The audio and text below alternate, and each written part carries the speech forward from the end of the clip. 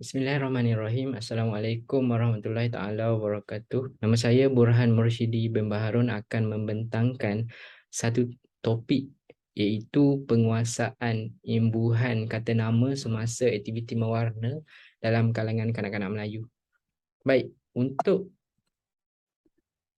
objektif kajian bagi kajian saya ini adalah untuk mengenal pasti bagaimana kanak-kanak boleh menguasai imbuhan, iaitu imbuhan kata nama sahaja.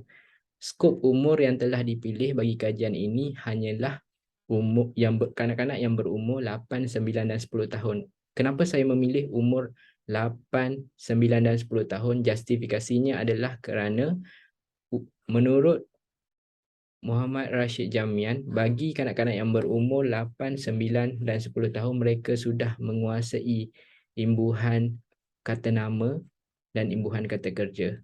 Untuk kajian ini akan menerapkan teori iaitu teori mentalis yang dipelopori oleh Abraham Noam Chomsky pada tahun 1972, dan saya telah menggunakan pendekatan iaitu tata bahasa dewan bagi menganalisis di mana imbuhan kata nama, pecahan kepada imbuhan kata nama sama ada imbuhan awalan, akhiran, apitan maupun imbuhan sisipan. Iaitu tata bahasa dewan ini yang ditulis oleh Nik Safiah Karin. Untuk informan pula, saya menggunakan 6 orang responden bagi setiap peringkat umur. Maksudnya saya akan ambil bagi kanak-kanak yang berumur 8, 9 dan 10 tahun sama, iaitu tak kira lah mereka itu lelaki ataupun perempuan. Dan kajian ini menggunakan kajian kualitatif kerana saya akan mengagihkan gambar bahan rangsangan. Jadi kanak-kanak akan mewarna gambar yang telah saya agihkan, dan mereka sambil mewarna mereka akan bercerita mengenai gambar situasi yang terdapat dalam gambar tersebut. Jadi antara alat kajian, bantuan kajian yang dalam kajian ini adalah pita rakaman. Saya menggunakan pita rakaman, soalan temu bual dan borang catatan imbuhan supaya saya boleh menganalisis bagaimana imbuhan yang telah digunakan oleh kanak-kanak tersebut berdasarkan pendekatan tata bahasa dewan. Untuk tempat dalam kajian ini adalah dilakukan di rumah responden yang terletak di Bandar Baru Bangi. Baik, untuk pengenalan bagi kajian ini adalah apabila melakukan aktiviti mewarna merupakan satu aktiviti yang mana digemari oleh kanak-kanak. Kenapa mereka menggemari aktiviti mewarna? Kerana dengan aktiviti mewarna mereka akan melahirkan rasa untuk mengeluarkan idea berdasarkan gambar apa yang telah dilihat oleh mereka. Jadi pendapat ini disokong oleh pendapat sarjana seperti Abdul Rasid Jamian dan Siddiq Muhammad Nuh. Dan hasil daripada aktiviti mewarna sambil bercerita yang telah saya jalankan, saya telah mendapat beberapa dapatan kajian. Bagi setiap aktiviti ini, iaitu aktiviti mewarna, saya telah memperuntukkan masa hanya selama 30 minit bagi 2 gambar, iaitu gambar yang pertama mengenai seekor musang sedang mengejar seekor ayam, di mana 6 orang responden tadi perlu mewarna gambar ini dan mereka bercerita apa aktiviti yang telah dilakukan berdasarkan gambar tersebut. Jadi semasa gambar mereka mewarna sambil bercerita, mereka akan mengeluarkan imbuhan. Apabila mereka telah mengutarakan ataupun mengeluarkan imbuhan, saya akan rakam dengan menggunakan telefon pintar. Jadi selepas rakam, saya akan analisis data tersebut dan berdasarkan tata bahasa dewan untuk mengenal pasti apakah jenis imbuhan kata nama yang telah digunakan oleh mereka. Terdapat 2 gambar yang telah digunakan. Yang pertama gambar seekor musang, dan yang gambar kedua ni pasangan pengantin, iaitu pengantin lelaki dan pengantin perempuan bersanding di atas pelamin. Baik, berikut merupakan jadual pertama iaitu bagi kata nama.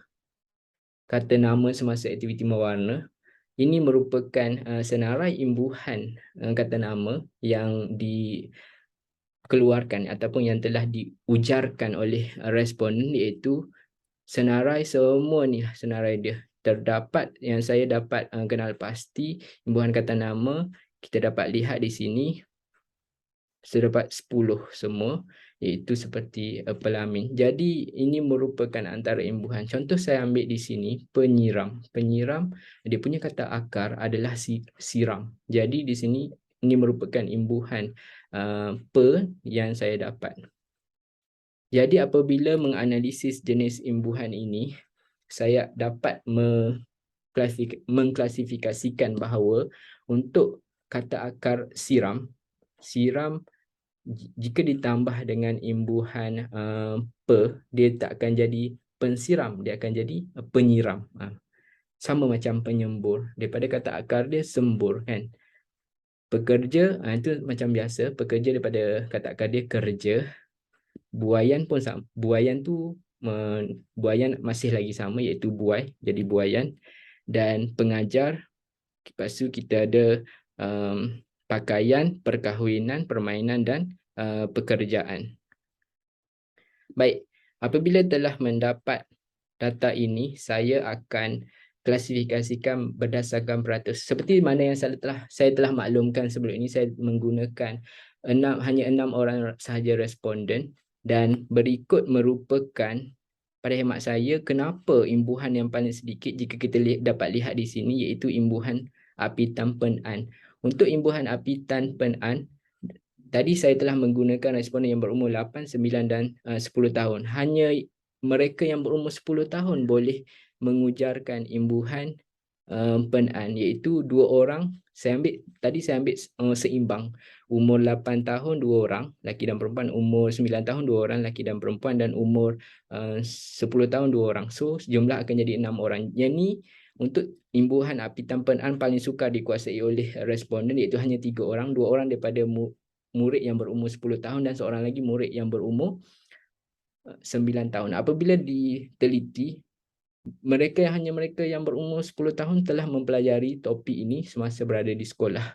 Jadi jelaslah di sini bahawa kita dapat lihat imbuhan apitan Pen, Per dan akhiran An, semua murid boleh mengujarkan imbuhan, ketiga-tiga imbuhan ini, manakala apitan Pen-An ni hanya 3 orang sahaja, dan apitan Per dengan An hanya 4 orang sahaja. Contoh imbuhan Per dengan An ialah seperti permainan, perkahwinan. Dan berikut merupakan kesimpulan yang telah saya klasifikasikan di sini, iaitu kanak-kanak sukar untuk menguasai bahagian imbuhan seperti siram, perkataan huruf S yang perlu ditukarkan kepada huruf Y. Contoh, siram akan jadi penyiram. Contoh perkataan tanam, tanam akan jadi menanam. Huruf T akan jadi bertukar jadi huruf N. Contoh perkataan K, kerja ataupun kirim, dia akan jadi pengirim. K jadi G, dan yang paling terakhir ialah huruf T.